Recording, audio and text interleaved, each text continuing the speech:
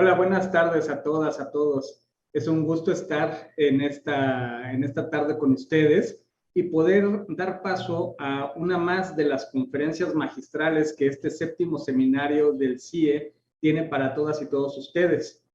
En esta ocasión tenemos a alguien muy querido, muy apreciado por esta Universidad Autónoma Metropolitana, el doctor Germán Álvarez Mendiola, a quien le doy la bienvenida y es un gusto recibirlo nuevamente en la UAM Unidad Azcapotzalco. Muchas gracias. El doctor es licenciado en Sociología en la Facultad de Ciencias Políticas y Sociales de la UNAM. Realizó sus estudios de posgrado en Ciencias con especialidad en Investigaciones Educativas en el Departamento de Investigaciones Educativas del CINVESTAR. Es investigador titular de dicho departamento desde 1990. Sus líneas de investigación son la educación superior privada, las políticas públicas y el cambio institucional en la educación superior, así como las experiencias institucionales en aprendizajes a lo largo de la vida. De agosto de 2014 a julio de 2015 fue profesor visitante en la University of British Columbia. Forma parte de diversos comités y consejos editoriales como el de la Asociación Nacional de Universidades e Instituciones de Educación Superior, ANUYES, donde funge como coordinador de la colección Biblioteca de la Educación Superior, del portal educativo Educación Futura, de la revista Perfiles Educativos, del Instituto de Investigaciones sobre la Universidad y la Educación de la UNAM y del Consejo Mexicano de Investigaciones Educativas. En su haber, cuenta con más de 30 artículos publicados en revistas indexadas, más de 10 libros publicados y 28 capítulos en libros colectivos. Y sin mayor preámbulo, doctor, te cedo la palabra y nuevamente gracias por estar con nosotros. Por el contrario, Juan Antonio, agradezco mucho la invitación que la UAM Azcapotzalco, bueno, en general todo el seminario que ustedes tienen junto con San Luis Potosí y Guadalajara, la invitación que me han hecho para participar con ustedes en esta actividad que ahora desarrollan. Y bueno, el tema que tenemos que plantear y que discutir es un tema sumamente complejo porque la pandemia y el encierro sanitario a la que nos obligó y el cierre que tuvieron las instituciones, no solamente de educación superior, sino todo el sistema educativo en México y en el mundo, en muy diversas modalidades, porque hubo países que abrían, cerraban, en fin, todo eso afectó prácticamente la totalidad de la educación. Es decir, se trata de una crisis que afectó todos los componentes, todos los procesos, todos los actores que intervienen en la educación y particularmente en la educación superior. Entonces estamos ante un evento de enormes dimensiones y es difícil en tan pocos minutos intentar dar cuenta de todo lo que ocurrió. Además es imposible hacerlo porque van a pasar muchos años y seguiremos estudiando lo que pasó y las consecuencias que va a ir dejando en el futuro cercano y en el futuro que ya tenemos enfrente, que es ya actualmente nuestro propio presente.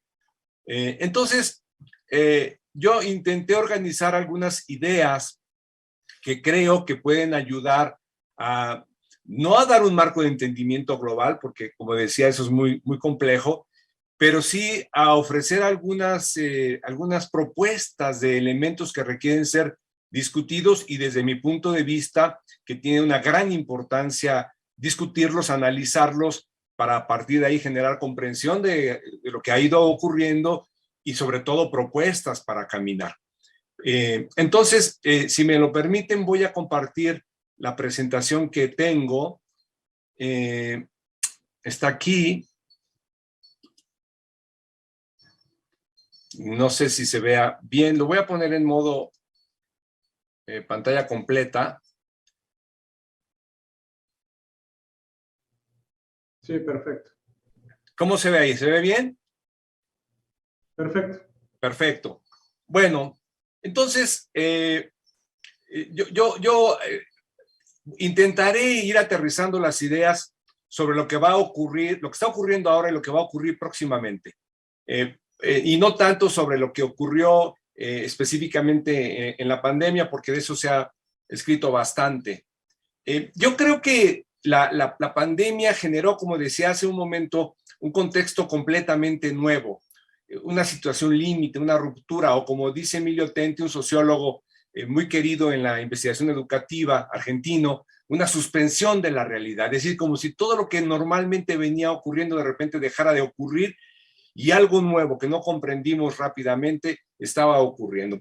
Lo que la UNESCO y muchos de los autores han llamado una disrupción de los sistemas educativos que afectó, como sabemos, a los estudiantes más vulnerables y a las instituciones también más vulnerables, incrementando las desigualdades y exacerbando los problemas previos. Esto es importante porque la pandemia y el encierro sanitario tuvo impacto sobre la educación, sobre problemas que ya venían ocurriendo, y de eso quiero también después hablar un poco.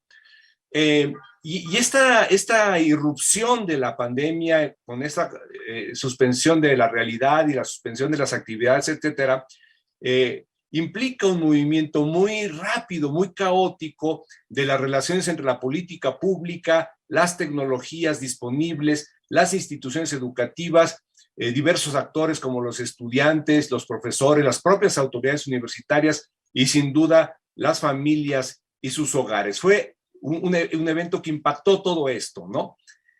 Generando rupturas en el significado y en los usos que tiene el tiempo educativo, en los significados de lo que es el espacio escolar, el currículum y los procesos escolares. Entonces, la noción de escuela, la noción de hogar, la noción de familia, la noción de maestro y alumno se modificaron radicalmente. Sobre cada uno de estos puntos podríamos hacer un seminario, pero no nos da el tiempo. Simplemente quiero dejarlos anotados. La noción, por ejemplo, tradicional de profesor cambió totalmente porque es un profesor que estaba presencialmente y pasa a ser un profesor en línea. La noción tradicional de madre o padre de familia cambió porque tienen que apoyar a los hijos. La noción tradicional de espacio escolar también porque dejó de estar y entonces el hogar se convirtió en una parte o una extensión virtual de la escuela. En fin, todas las nociones con las que normalmente entendíamos la educación de un momento a otro cambiaron. Y eso generó también mucho desconcierto y mucha incertidumbre. La idea misma de la educación está en cambio, está en cuestionamiento. ¿Qué significa la educación? Por eso, por todos estos problemas y muchos más seguramente, quedarse en la discusión del tema de lo tecnológico es inadecuado, pero también implica un riesgo porque hay una enorme cantidad de procesos sociales y educativas que tenemos que intentar comprender, dilucidar. Y este problema, estos grandes procesos a los que hemos estado sujetos en los últimos 2 años, han tenido efectos sobre el crecimiento, sobre la formación misma, sobre los recursos financieros y tecnológicos disponibles, sobre las modalidades de distribución educativa, sobre la práctica docente, sobre el modelo centrado en el profesor, sobre la distribución de oportunidades y las brechas digitales y de aprendizaje, sobre los problemas de la repetición, de la reprobación, de la interrupción y el abandono, sobre la distribución de las oportunidades educativas, sobre la calidad, sobre la infraestructura, y podríamos seguir agregando comas a esta lista porque hay una enorme cantidad de aspectos que fueron afectados por esta situación. Entonces, por lo tanto, desde la investigación educativa estamos llamando a generar respuestas múltiples y novedosas en lo educativo, en lo financiero y en la organización académica para generar alternativas sobre los problemas estructurales y los sentidos contemporáneos que tiene la educación. Y tenemos que tener cuidado con algo, porque la fuerza del tradicionalismo, las inercias y el conservadurismo educativos generan un peligro de restauración, perdiendo la oportunidad de que al comprender lo que ha ocurrido podamos resolver los problemas viejos atendiendo las nuevas coyunturas y circunstancias que se abrieron con la pandemia. Porque hay que tener en cuenta una cosa, que la escuela tradicional y todo lo que esto implica, la educación tradicional, está dentro de nosotros mismos, está dentro de los actores del sistema educativo, es decir, está en nuestras cabezas. Y si no cuestionamos el pensamiento con el que normalmente veníamos entendiendo la educación, es muy probable que el tradicionalismo y la inercia nos jueguen la mala jugada y volvamos a algo parecido a lo mismo, desaprovechando la oportunidad de introducir cambios importantes. Ahora, los impactos y las respuestas han sido diferenciadas y seguirán siéndolo. Esa es materia también de nuevos proyectos de investigación, como las instituciones que sabemos que tenemos un sistema muy diferenciado, han ido siendo impactadas y cómo han ido respondiendo, y sobre todo ahora que comienza a abrirse cada vez más la educación superior, qué es lo que están haciendo y cómo están planteando resolver sus problemas y enfrentar las nuevas condiciones que se han creado. Desafortunadamente, ocurre en nuestro país que no tenemos en nuestro horizonte políticas públicas que orienten con claridad los esfuerzos que deben ser realizados para enfrentar con creatividad y de manera equitativa los efectos de la pandemia. Entonces, vamos a tener nosotros que seguir trabajando sobre la base de lo que es nuestra propia experiencia y capacidad en el plano institucional y dentro de las instituciones, dentro de lo que podamos hacer los profesores y los estudiantes, más en lo particular, apelando a nuestra capacidad de autoorganización, a nuestra capacidad de conocimiento y de generación de propuestas. Trataré de dar un panorama muy general y rápido sobre los siguientes asuntos. Uno, esto simplemente va a ser un apunte sobre las grandes tendencias mundiales que ya existían previas a la pandemia y que están imponiendo fuertes desafíos a la educación. Luego, un panorama rápido sobre el estado en el que se encuentra la educación superior mexicana. Luego, hablar sobre los impactos y desafíos que la educación superior tuvo por la pandemia y algunos temas sobre el regreso necesario ya por estos días o semanas. Estamos muy próximos a ello. Creo que es muy importante, y con esto no quiero yo escudarme en una idea como de grandes contextos que a final de cuentas apelar a ellos pueden eludir la comprensión específica de los fenómenos, sino más bien situar estos contextos como grandes factores que no por su gran dimensión dejan de afectarnos en el día a día. Quiero llamar mucho la atención sobre eso, porque en ocasiones tendemos a olvidarlos y los dejamos afuera de la discusión o simplemente los dejamos como el apartado introductorio de algo sin tomarlos en cuenta. ¿Y a qué me refiero?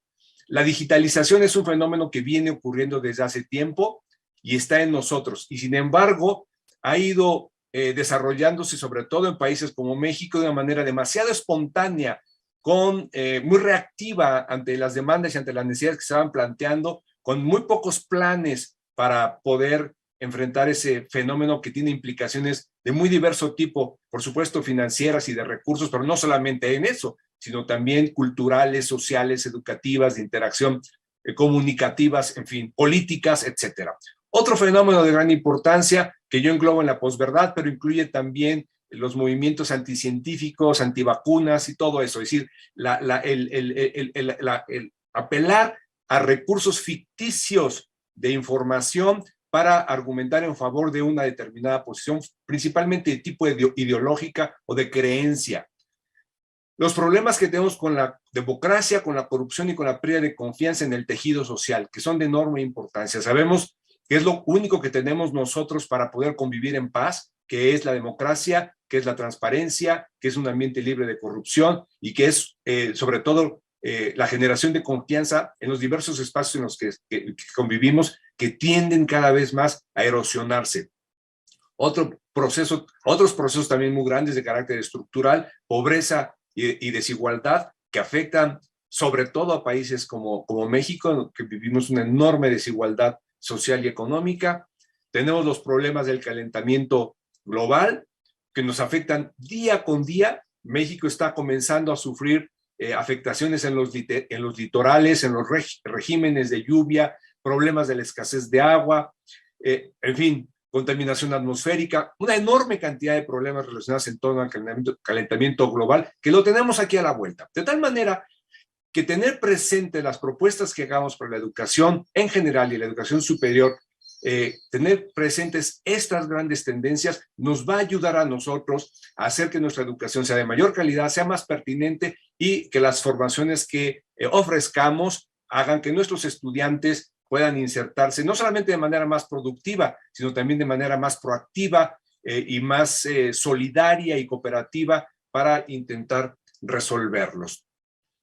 Entonces, creo yo que hay muchos consensos en la necesidad de prepararnos para dar respuesta a estos desafíos globales, pensando en el futuro que ya está aquí, innovando, rompiendo paradigmas convencionales, superando prácticas tradicionales y en algunos casos prácticas que son nocivas. A pesar de que son tradicionales, son nocivas. Ya no sirven, por el contrario, pueden hacer daño. Y con eso dar respuesta a los temas de la convergencia tecnológica y de la transformación digital, y estar preparados para una transformación veloz. Y ahora con lo de la pandemia habría que agregar, estar preparados para las emergencias que pueden volverse a presentar por razones de este tipo, una pandemia producida por un virus desconocido y sobre todo la afectación que tuvo en el ser humano. Entonces, prepararse para el surgimiento de carreras que todavía no conocemos, no solamente ligadas a la parte tecnológica, sino también ligadas a la parte del cuidado, a la parte de la solidaridad, a la parte del trabajo comunitario, que tendrán que ser desarrolladas. Prepararse también para la rápida obsolescencia y la salida del mercado de muchos productos, incluyendo también el tipo de formaciones que estamos teniendo para enfrentar la necesidad de adaptarse sin perder la esencia y la capacidad de impartir una educación humanista y de calidad, porque ese es el otro problema, el otro peligro, ¿no? Intentar ver en la tecnología la solución a todos los problemas, que es, digamos, un tipo de visión que ciertos tecnólogos e ingenieros tienden a pensar, cuando en realidad la tecnología no es el recurso, la panacea, es uno de tantos, de gran importancia sin duda, que marca muchas prácticas sociales, pero que requiere ser entendida en el contexto de su aplicación y uso social, que es diferenciado. Y por lo tanto también los egresados necesitan ser adaptables a contextos de cambio, flexibles, creatividad, con capacidad de trabajo en equipo, pensamiento crítico, resolución de problemas, etc. Todo esto, si lo vemos bien, puede servir mucho para adornar un discurso universitario, pero tiene profundas implicaciones sobre la organización actual, entre otras, simplemente por poner algo, en las profesiones y en las disciplinas tal y como están organizadas ahora.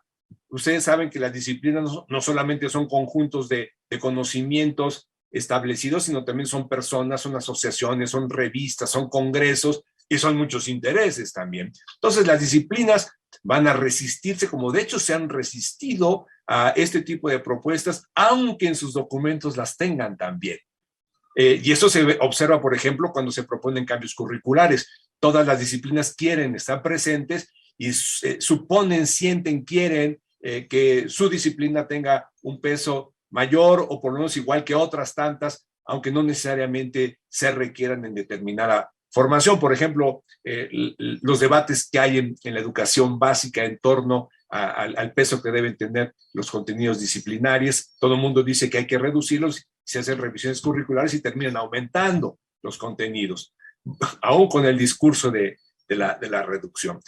Estamos nosotros entonces frente a un modelo pertinaz, muy constante de formación que se basa en una escuela autoritaria, aunque puede haber discursos de que no lo es, porque se piden habilidades para ejecutar órdenes y trabajo, se sigue insistiendo en el memorismo o en la entrega repetitiva de tareas y trabajos.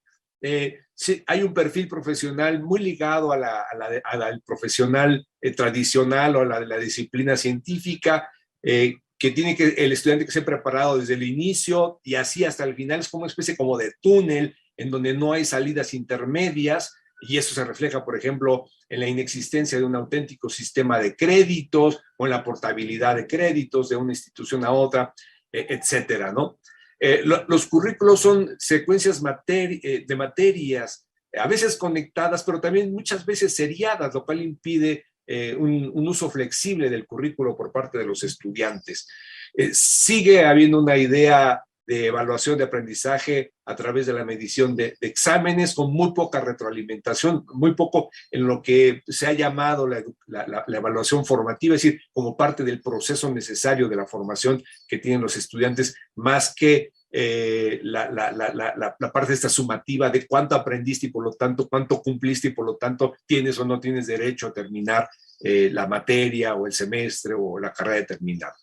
Con un currículo muy rígido y con prácticas educativas centradas en el profesor y en la unidad grupo o salón, ¿no? Todavía siguen siendo los salones, el profesor entra, cierra la clase y nadie se entera de lo que ahí ocurra. Se supone que lo hace bien, vamos a suponer que lo hace bien siempre y cuando termine el programa y los alumnos no reclamen mucho, pero no hay interacción entre los salones, no hay interacción entre los grupos, no hay interacción entre los profesores, de tal manera que el salón o el grupo se hunde con sus propios problemas que pueden ser compartidos con muchos otros grupos, pero sin que se toquen estos y sin que se proponga su resolución.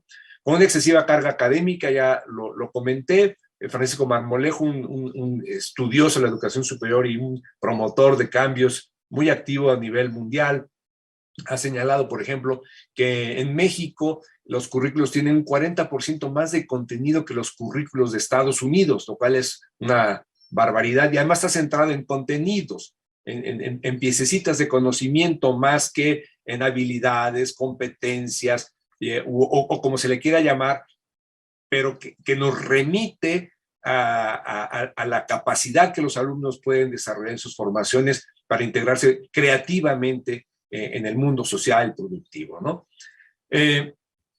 Entonces, ¿qué se requiere? ¿Qué se ha planteado ante eso? Se ha planteado mayor interdisciplina, porque las disciplinas tradicionales, como decíamos hace rato, no gozan de buena salud. Necesitamos equipos de estudiantes, donde unos enseñen a otros dentro de los grupos, pero también entre los grupos, que se hablen entre ellos, en donde el profesor sea un facilitador de esas interacciones más que en el impartidor de los contenidos. Por lo tanto, necesitamos entender el conocimiento como una experiencia compartida, no como un poder que se posee sobre quien no lo posee. Necesitamos aplicar lo aprendido, centrar el currículo en los estudiantes y en lo que aprenden los estudiantes, porque no quedamos solamente en los estudiantes, no nos damos cuenta que también es importante garantizar los aprendizajes y pensar que esa noción de carrera universitaria como túnel ya no nos está funcionando. Habría que ver otros modelos, por ejemplo, estudiar los resultados que han tenido en Estados Unidos con el Major y el Minor, que permiten a los estudiantes en una primera parte interactuar en una formación general y pensar en la especialización posterior a los primeros años, no desde un inicio, con mucha mayor flexibilidad. Y en torno a la flexibilidad podríamos hacer seminarios enteros, porque ¿qué es eso de flexibilidad? Pero remite a la idea de que los alumnos puedan hacer uso de ese currículo y por supuesto de instalaciones, equipamiento, etcétera, en función de sus necesidades y condiciones. Y eso es complicado de organizar y cuesta dinero, pero tendríamos que hacerlo, porque los estudiantes ahora son muy diferentes a los estudiantes de antes. Ahora los estudiantes trabajan mucho tiempo o poco tiempo, o vuelven a entrar a trabajar, regresan, se casan, tienen hijos o viven en pareja, algunos todavía viven con los padres, vienen de diferentes orígenes sociales y económicos, de diferentes etnias. Tenemos muchos alumnos con discapacidades que están muy mal atendidos por nuestras universidades, etcétera. Entonces, la flexibilidad implica ajustarnos a todas esas condiciones diferenciadas de los estudiantes para que su experiencia educativa, formativa, sea mejor y por lo tanto tomen más provecho del esfuerzo y del tiempo que le destinan. En fin, necesitamos pensar en títulos intermedios, en certificar competencias, paquetitos de competencias para que los alumnos, aunque no terminen o conforme van terminando, ya tengan habilitados o certificados ciertos paquetes que les permiten trabajar aquí y allá. En fin, estos son ejemplos de los tipos de habilidades que se identifican los empleadores, por ejemplo, hábitos laborales positivos, comunicación técnica, redacción, etcétera. Según un trabajo que reportó en 2013 el Banco Mundial, seguramente eso cambió. Otros autores hablan de habilidades de hacer sentido, de generar comprensión. Estamos en un mundo que genera argumentos y que requiere argumentos para poder trabajar, para poder convencer, para poder comunicar, y tienen que ser entonces argumentos fundados en la información, en la teoría, en los buenos conocimientos. Inteligencia social, pensamiento novedoso y adaptativo, pensamiento crítico, pensamiento computacional, en fin, hay de este tipo de argumentaciones, hay varios. Yo solamente seleccioné estos dos rápidamente para ofrecerles una idea muy general, muy panorámica del tipo de currículos y de formaciones que esos currículos deberían llevar a partir de una educación no centrada en disciplinas y no centrada en contenidos, como prioritariamente sigue siendo hasta ahora. Y ya hay escuelas, ya hay experiencias en el mundo que nos permiten decir que no es una mala idea hacer ese tipo de cosas. Por ejemplo, la Co-Education en Canadá, en donde formaciones de ingeniería se hacen prácticamente por entero en el mundo laboral y tienen mucho mejores resultados formativos, medidos por de muy diversas maneras, que los estudiantes que se quedan estudiando lo mismo, sí, en el esquema tradicional típico universitario, o el aprendizaje experimental que hay en Estados Unidos, los programas duales de Alemania que son de larga data y que han tenido muy buenos resultados, aunque tienen problemas también, o el servicio en el aprendizaje, que es en la práctica, prestando el servicio, como lo han experimentado en Malasia, con muy buenos resultados, ofertas semipresenciales, que yo creo que esas van a empezar a proliferar ahora, la incorporación de estudiantes no tradicionales con una atención muy específica, el impulso de las movilidades académicas y estudiantiles dentro de las universidades, entre las universidades y entre los países, la portabilidad de credenciales nacionalmente e internacionalmente, o las universidades multinacionales. Solamente por mencionar algunas de las experiencias que, repito, no sin problemas, porque nada es perfecto, han tenido en general muy buenos e interesantes resultados, y necesitamos conocerlo para ver hacia dónde podríamos orientar nuestra experiencia a partir de lo que nos constituye, porque todo esto pues necesita ser siempre pasado por el tamiz de nuestras propias características y de nuestra propia experiencia, o como dirían algunos, tropicalizar todo esto para que pueda ser adaptable. Ya tenemos poco tiempo, ¿verdad? Bueno, el panorama general de la educación superior, todos sabemos que México tiene un bajo nivel de formación. Solamente el 17% de la población mexicana tiene un título, hay una baja cobertura del 40% sobre el grupo de edad, que es menor que la de otros países de América Latina, en un sistema sumamente complejo de ya ahora más de 4 millones de estudiantes en programas escolarizados y no escolarizados, hay que incluirlos ya, inscritos en más de 5,000 instituciones, de las cuales 2,200 son públicas y 2,800, algunos suman más, son privadas. Y además con subsistemas muy diferentes. Vean, esta es una clasificación administrativa de la SEP, pero ya eso es suficiente para darnos una cuenta de la diferenciación que hay. Universidades federales, universidades estatales, de apoyo solidario, tecnológicas, politécnicas, etcétera, etcétera. Aquí está el cuadro, ustedes lo pueden consultar en la página de la Subsecretaría de Educación Superior.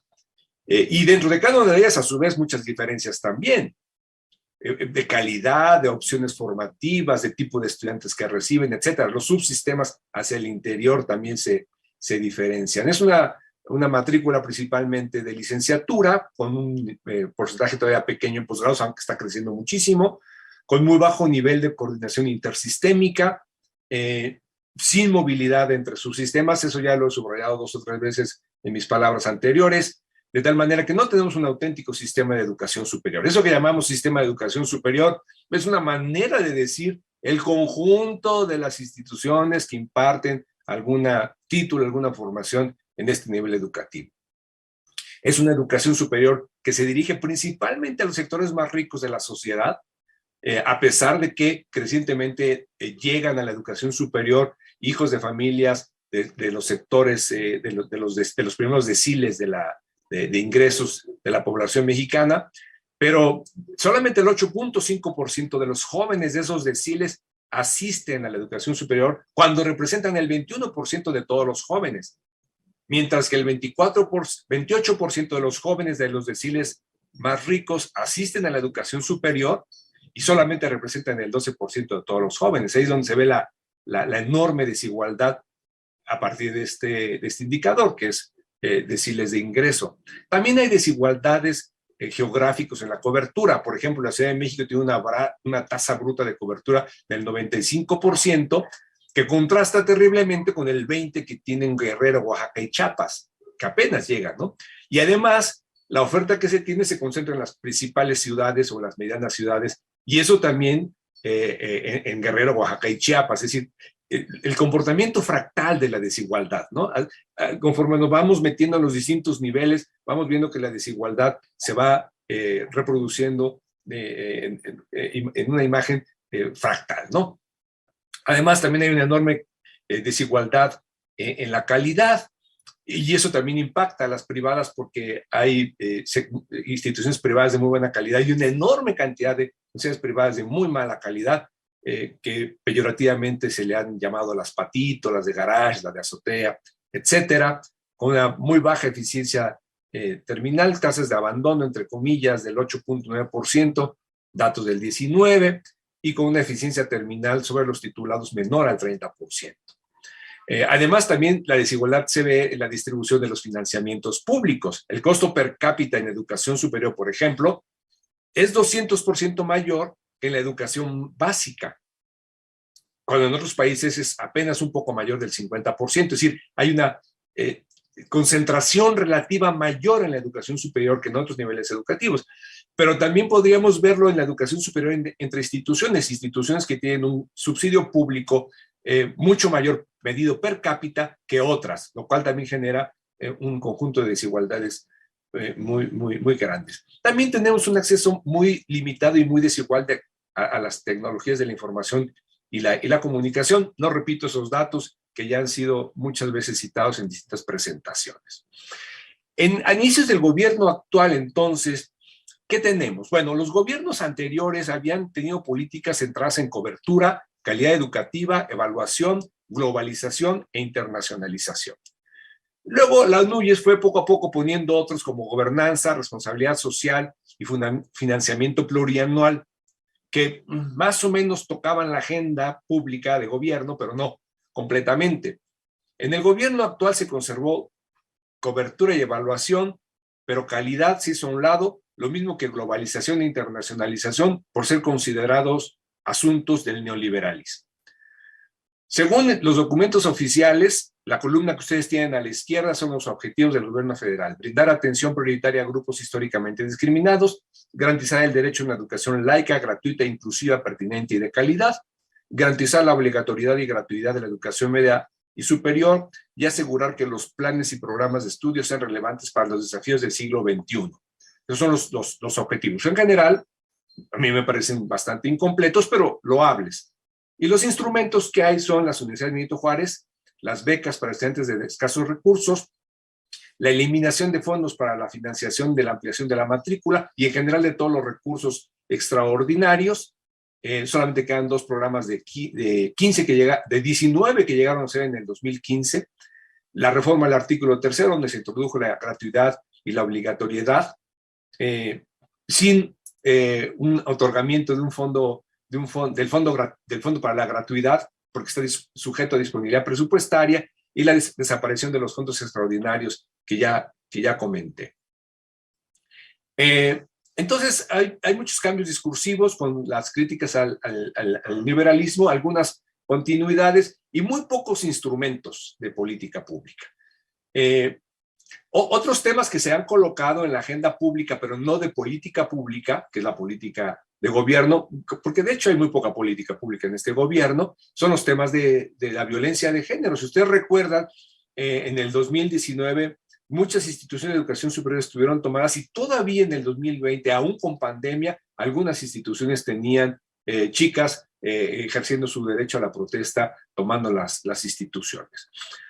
Hubo una reforma al artículo 3, en donde ustedes recordarán que hubo un error de suprimir la autonomía, que después se enmendó ante las protestas, y la obligatoriedad y gratuidad, que todavía no tienen dinero. Y en cuanto al financiamiento, una severa política de austeridad con reducciones presupuestales muy fuertes, en donde los pocos recursos nuevos se dedican a la Universidad Benito Juárez y al programa de jóvenes Escribiendo el Futuro, que es un programa de becas que no es novedoso en el sentido que ya existían antes, aunque la forma en cómo se administra y los criterios de su aplicación son muy diferentes, ¿no?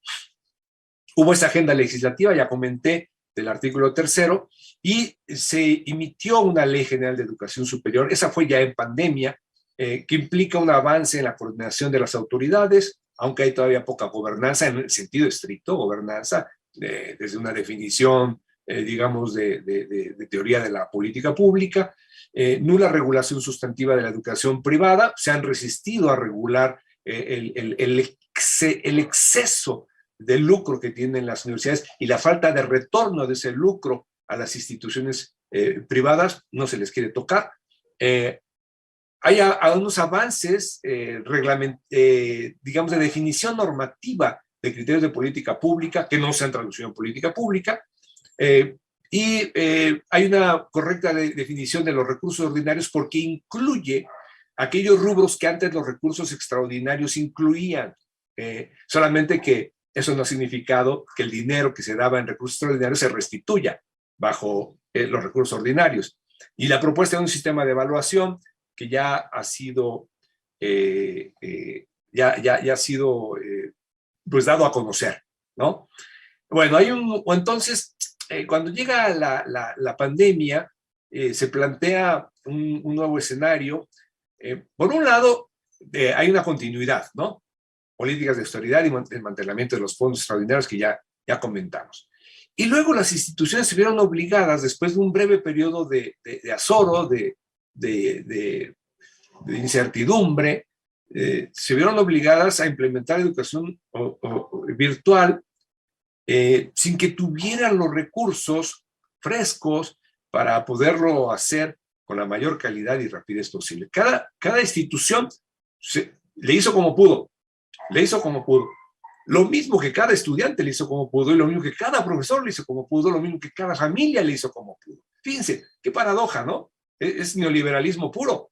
Es decir, que cada individuo se haga cargo como pueda de las cosas, sin que haya una guía y recursos para poder orientar el trabajo que se requería de manera emergente, de buena calidad y rápido. En cuanto a las políticas, el escenario de la cabildeo fue interesante porque fue la Subsecretaría de Educación Superior, la NUYES y la UNAM, los tres nuevos actores de la política pública. Y otros actores que antes tenían importancia quedaron hechos más o menos a un lado. Por ejemplo, la Ley General de Educación Superior fundamentalmente se hizo con el concurso de la NUYES y de un grupo de profesionales del derecho y de estudiosos de la educación superior de la UNAM, ¿no? Entonces, bueno. Quedan 5 minutos, doctor. Vamos a terminar. Quedan muchas preguntas. La sostenibilidad financiera de las universidades, el aumento o disminución de los costos que tendrán las nuevas opciones por modalidades a distancia, políticas públicas para ampliar la cobertura, ¿cómo se van a hacer? ¿Qué papel tendrá la modalidad escolar y la modalidad en línea? La disminución de la demanda de ingresos en el segmento privado, el refuerzo de las políticas de financiamientos por el lado de la demanda y la reducción presupuestaria para el funcionamiento regular. En fin, hay muchos problemas, hay muchos desafíos. Por ejemplo, la inequidad en la brecha tecnológica, los déficits de aprendizaje, cómo mantener el interés de los estudiantes y cómo evaluar su aprendizaje. Lo que ahora ya ha salido mucho sobre los desafíos planteados a la salud mental por problemas de la dimensión socioemocional, de los estrés, de los nuevos estresantes, etcétera. La continuación y la mejoría en el trabajo de investigación que se vio afectada y las implicaciones financieras por la contracción económica que sigue y la que viene por la guerra generada por la invasión de Rusia sobre Ucrania. Simplemente unos datos muy rápidos. Hemos perdido estudiantes en la educación superior. Les voy a poner rápidamente esta tabla porque creo que es importante. El sector público tuvo menores afectaciones que el privado. El crecimiento del sector público fue del 3.1 entre 19 y 20. Todavía no hay datos 20-21 y saldrán después 21-22. Todavía no acaba el año lectivo con 22. 31% que fue menor al 3.8 en el 18-19. Pero el privado ya disminuyó un 3%. Matrícula total. Si lo vemos por nuevos ingresos, la caída es mucho mayor, que es realmente el dato más importante, porque son los que están marcando la pauta de cómo va a crecer la educación superior. El sector privado decreció 17% entre 19 y 20, vamos a ver qué pasó 2021, y el sector público 1.7% más pequeño que antes, nuevo ingreso. En el caso de las mujeres, interesante, se mantuvo igual, creció un poquito, 0.4%. En cambio, en el sector público. En cambio, en los hombres hubo un decrecimiento del 3.8%. En el caso del privado, ambos, mujeres y hombres de nuevo ingreso, disminuyó en 15% en el caso de mujeres y en el 20%. Es interesante también, porque los hombres, la participación de los hombres en el nuevo ingreso y la matrícula total decreció más que las mujeres. Por problemas económicos tuvieron que salir a buscar el trabajo, tienen menos interés por el estudio, por las nuevas condiciones del estudio en línea. En fin, hay muchos problemas de investigación ahí que no tenemos resueltos, ¿no? Bueno, y a su vez las afectaciones fueron diferenciadas por subsistema. Ya no los aburro con otra tabla que son muy grandes y tienen muchos datos a ser analizados. Pero, por ejemplo, el Tecnológico Nacional de México fue más afectado que las universidades públicas federales. Y que las estatales incluso perdieron 10,000 estudiantes de primer ingreso, las descentralizadas, y 6,000 las federales. También las universidades politécnicas sufrieron un decrecimiento importante. En fin, en el posgrado no hubo decrecimiento salvo en la especialidad en el sector privado, pero la tasa de crecimiento se redujo, aunque el sector privado conservó su primacía y dinamismo. Eso es muy interesante. Si algún día me invitan, les platico cómo se está comportando el posgrado, que es todo un fenómeno de muy reciente aparición, en donde ya el sector privado es la mayoría absoluta en la matrícula, en maestría y crecientemente en doctorado. Bueno, entonces vamos a dejar por aquí. Tenía yo otro conjunto de ideas sobre el entorno laboral de los egresados. Déjenme nada más dejarles sembrados la idea de que nunca las relaciones entre el egreso de la educación superior y el mercado laboral han sido como idealmente quisiéramos. Entonces, lo que surge aquí es si no tendríamos también que cuestionarnos ese ideal que nosotros tenemos. Ahí en Guadalajara tienen a uno de los máximos exponentes expertos de la educación superior y el empleo, que es Jordi Planas. Y él me ha enseñado a mí, como a muchos otros, que los dos mercados, el universitario de la educación superior y el laboral, se han comportado siempre, aquí y en cualquier otra parte del mundo, de manera diferente. Se correlacionan, pero no se determinan ambos. Y entonces suponer que el mercado laboral va a mandar las señales adecuadas al mercado universitario, o viceversa, que el mercado universitario se va a acoplar al mercado laboral, no ha dejado de ser una ilusión. Entonces eso, si ya era así antes, ahora, con los problemas de desempleo que tenemos, agudizados por la pandemia, y con la crisis económica que ya tenemos y que se va a agudizar por la guerra, estos problemas van a tener que ser de nuevo puestos en discusión, ¿no? Bueno, sobre el regreso, un par de ideas. No va a ser una simple restauración, pero tampoco será muy diferente. Ahí va a depender mucho de cómo lo hagamos y qué tanto la inercia nos gane. Tenemos que aprender de lo que ocurrió y reflexionar sobre ese proceso, qué nos dejó y en qué tendencias nos estamos montando, porque podríamos quedarnos manteniendo el status quo o fortalecer la institución o desaparecer los formatos presenciales, que no creo que ocurra, aunque los formatos virtuales se van a seguir desarrollando, ¿no? Bueno, yo diría que como conclusiones es que vamos a tener que emprender cambios en muchas direcciones. Diseñar cambios indicativos para incidir en las grandes tendencias, como lo comenté al principio, atender viejos problemas pero con nuevos enfoques de desigualdad, de inequidad, de calidad y pertinencia, con enfoques educativos participativos y modelos horizontales, entender las formas de uso, las potencialidades, las necesidades y las limitaciones que nos plantean las nuevas tecnologías, desarrollar formas específicas de enseñanza para atender la diversidad estudiantil, desarticular esquemas rígidos de organización de la enseñanza en contenidos, habilidades y concepción del tiempo escolar, dar atención a la dimensión socioemocional y desarrollar la resiliencia y generar planes para actuar en situaciones de emergencia. Eso, entre muchas otras cosas que seguramente a ustedes se les ocurrirán mejor que a mí y que serán motivo sin duda de sus reflexiones. Muchas gracias, Juan Antonio, y disculpa que me haya excedido de mi tiempo. Al contrario, doctor, muchas gracias. Muchas gracias. Es muy interesante todo lo que nos ha comentado y de hecho ya tenemos varias preguntas.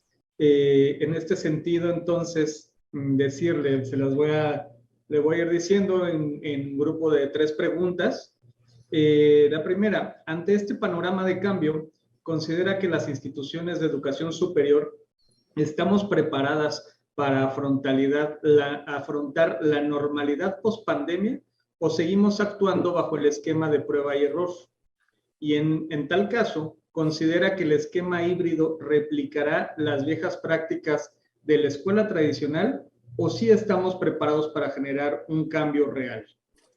Última pregunta de este primer bloque. ¿Cuáles son los retos de un regreso a actividades presenciales de manera híbrida? Muchas gracias. Bueno, muy interesantes las preguntas, muchas gracias y complejas. No creo yo que ninguna institución haya estado preparada para enfrentar lo que nos ocurrió. Teníamos algunas capacidades ya desarrolladas, porque había algún equipamiento tecnológico, había alguna educación a distancia que se apoyaba en lo virtual, había ya algunos programas virtuales, hay universidades ya virtuales, ofertas virtuales 100% tanto en el sector público como en el privado, pero el contexto de la pandemia y el encierro sanitario y la nueva oferta nos agarró a todos, absolutamente a todos, desaprevenidos. Probablemente las instituciones, eso es un estudio que se está, bueno, yo estoy participando en él, pero otros colegas yo sé que lo están haciendo también, aquellas instituciones que ya tenían mayor experiencia en educación virtual y en formatos a distancia que usaban elementos de educación digital, probablemente pudieron más rápidamente enfrentar la situación. Pero no era tampoco tan fácil, porque muchas veces las ofertas de educación virtual que tienen las universidades corren por caminos paralelos que a veces ni se tocan con la educación presencial. Entonces, yo conozco instituciones que son muy buenas por su oferta virtual, la propia UDG es una de ellas, pero lo que ellos hacen es completamente diferente a lo que hace la presencial y ni siquiera los trámites, nada. Entonces, a final de cuentas, la educación presencial tuvo que arreglárselas pues, más o menos como pudo, ¿no? En la UNAM intentaron unificar la educación a distancia y la educación virtual, unificando coordinaciones, hicieron muchas cosas muy rápidamente de tipo administrativo y de organización académica y generaron también muchos documentos y mucha investigación, pero no lograron cuajar porque incluso la propia determinación de la autoridad sobre lo educativo se puso en cuestión. Entonces, creo que a todos nos agarró, repito, nos tomó por sorpresa todo esto y fuimos intentando ir resolviendo las situaciones como mejor se nos fue ocurriendo. Y en el camino fuimos aprendiendo y ahí sí fue práctica y error. Entonces, una parte lo que ya teníamos, una parte la práctica y el error, ¿no? Entonces, creo que por ahí venía la respuesta. La segunda pregunta, ¿me la puedes repetir, por favor, Juan Antonio? Claro que sí.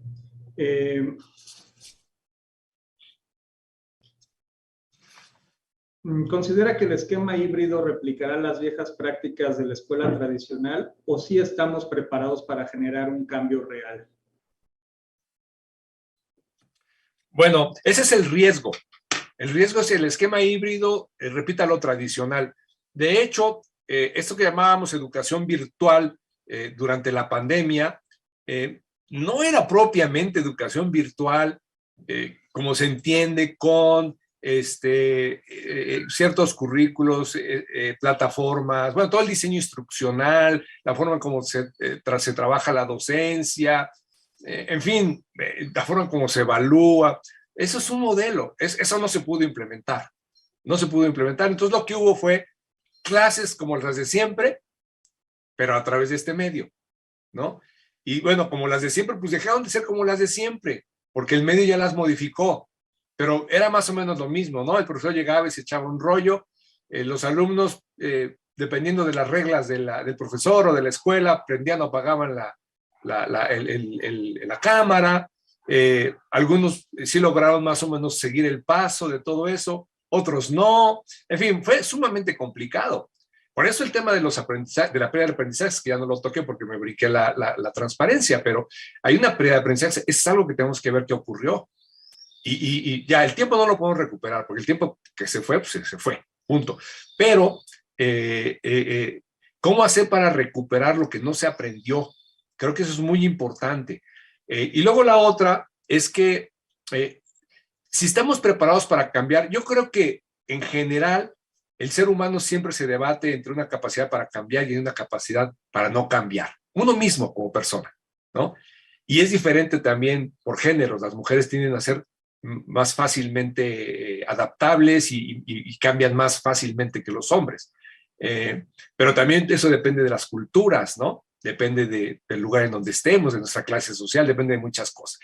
Y depende de nuestra ideología y depende de qué tan críticos y autocríticos somos. En fin, es una cosa, poder cambiar desde el individuo y ahí te vas hasta las instituciones, es un tema sumamente complejo. El cambio de las organizaciones es un tema que se estudia y se estudia y se estudia, y no creas que tenemos muchas respuestas al respecto. Sin embargo, esa capacidad la tenemos. Podemos cambiar.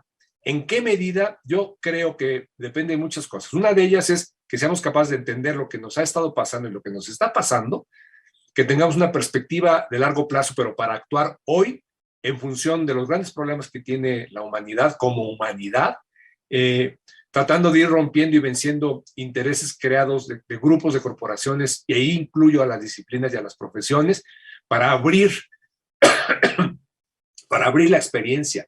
Tenemos que ser, y recuperar ideas que ya se han puesto en prácticas, algunas cayeron en desuso, desafortunadamente, relacionadas, por ejemplo, con la educación activa, con la importancia de la voz del estudiante y de su participación, la importancia de trabajar colaborativamente dentro de las instituciones y con las comunidades que nos circundan. En fin, hay muchas ideas y hay muchas experiencias. Entonces, desde ese punto de vista, creo que sí tenemos la capacidad, y hay que apelar a liderazgos, hay que apelar a recursos financieros, hay que apelar a la práctica, hay que apelar a las experiencias piloto. Fíjense, hace cuánto tiempo que la universidad, me refiero a universidad como concepto en general, como institución de educación superior, hace cuánto tiempo que perdió el interés, la audacia por experimentar, simple y sencillamente por el gusto de experimentar y de aprender de la experiencia. Hace mucho tiempo. Y eso es terrible, porque la educación no debería ser algo rígido e inflexible, tiene que ser también un proceso permanente de experimentación de los profesores con los alumnos, de los profesores entre sí, de los alumnos, entre ellos, ante el conocimiento, ante los soportes de ese conocimiento, que son los libros físicos, que son las bibliotecas, que son las revistas, pero también todos los medios electrónicos. Y eso se ha ido perdiendo, y yo creo que reivindicar la creatividad en todo lo que es la actividad intelectual que desarrollan las universidades debe estar encabezando tal vez la fila de requisitos, porque si no desarrollamos la creatividad, la experiencia y nos agarramos a regarla, pues entonces nadie lo va a hacer y nos vamos a tener a modelitos tal vez seguros. Yo sé que eso es complicado, porque la carrera académica está pautada por modelitos, por puntitos, y eso genera una serie de dificultades a la creatividad, pero tenemos que empezar a hacerlo, porque si no, muy probablemente la inercia nos gane y tal vez ni siquiera sea una nueva normalidad, sino sea una cosa muy, muy extraña, ¿no? De que ni va a ser lo normal, porque ya no va a ser lo de antes, pero tampoco es algo que termine de generar una propuesta, ¿no? Gracias, doctor. tendría dos preguntas más para estos últimos 10 minutos que tenemos. Lo leo tal cual lo han enviado.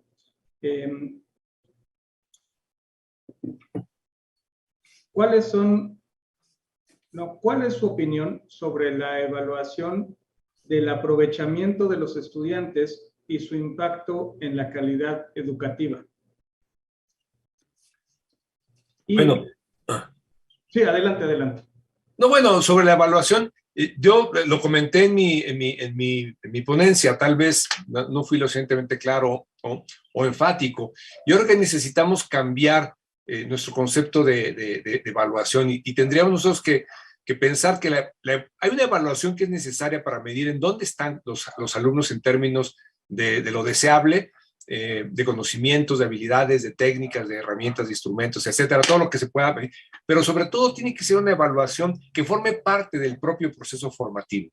¿Cuántas veces los profesores no pedimos un trabajo y no lo leemos y simplemente lo calificamos por encimita o le ponemos una calificación determinada, un 10, por ejemplo, por el simple hecho de entregar, ¿no? Es como una cultura de la entrega. Entrega, ya la hiciste. Y no, bueno, pues la entrega tiene que ser la primera parte. La segunda es qué fue lo que hiciste, cómo avanzaste en relación con lo que tenías antes, de qué manera puedes mejorar, dónde están tus errores y qué podrías hacerlos para mejorar, qué otras fuentes de información podrías consultar, cómo podrías trabajarlas mejor, cómo está tu redacción académica, por dónde podría mejorar. En fin, que la propia evaluación se convierta en parte del proceso de enseñanza y por lo tanto de aprendizaje.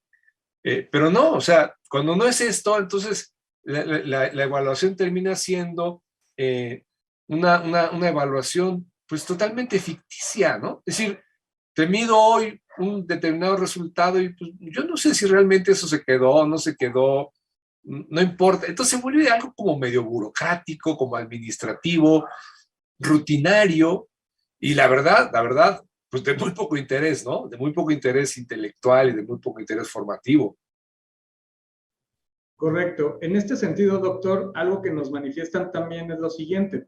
Las políticas educativas son complicadas. Por una parte, se exige a las instituciones de educación superior resultados, calidad, cambio e innovación, mientras que por otro se reduce presupuesto junto con un gobierno que ha descobijado a las universidades.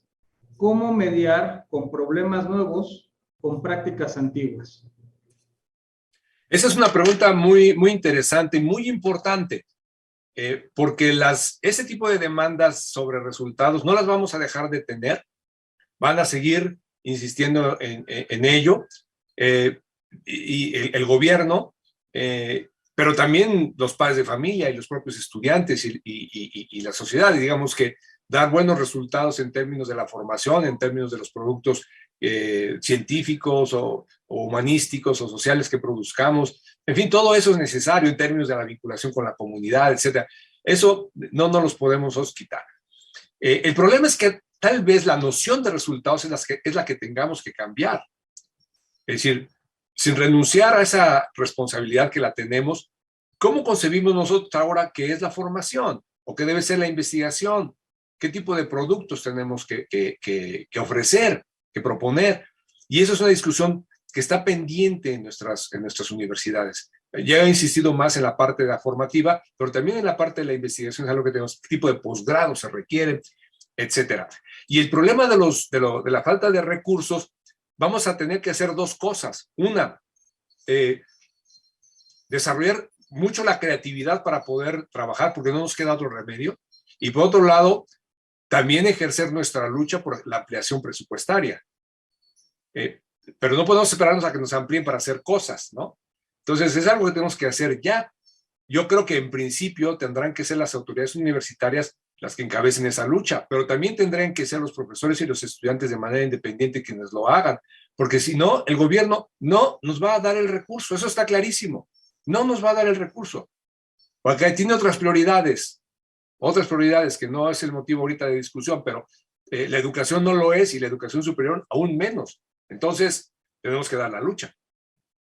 Y eso es complicado en un contexto en donde ya de por sí la sociedad mexicana está bastante polarizada, conflictuada, en fin.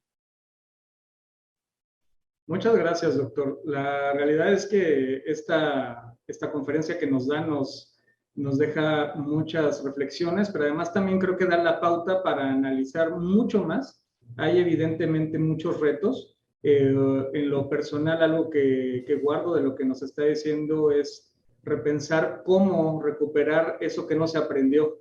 Y ello en un contexto en el que diariamente estamos viendo retos, desafíos, y que además nos obliga a pensar nuevas formas de aprender la realidad. Estamos a 5 minutos de cerrar. ¿Quisiera usted agregar algo más, doctor?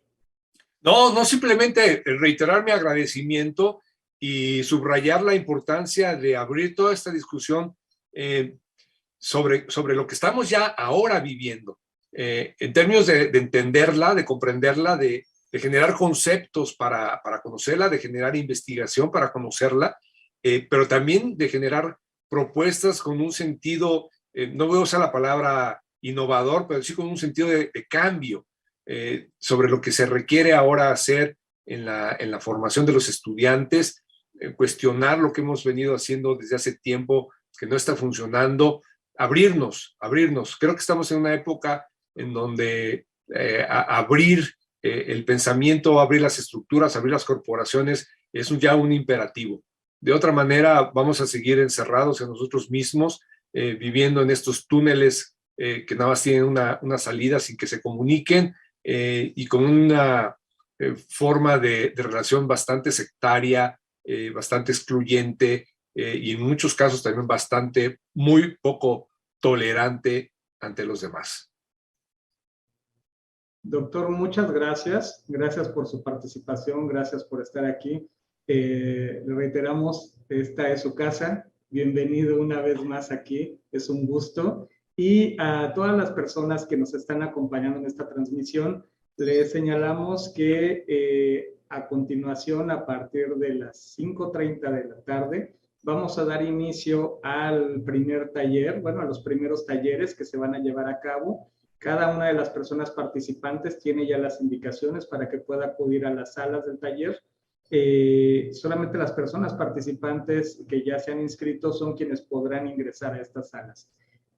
Para aquellas personas que han concluido su participación el día de hoy, los esperamos mañana, los esperamos mañana con todo gusto para iniciar el segundo día de actividades.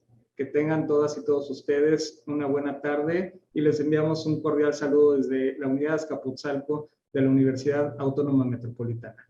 Buenas tardes a todas y a todos.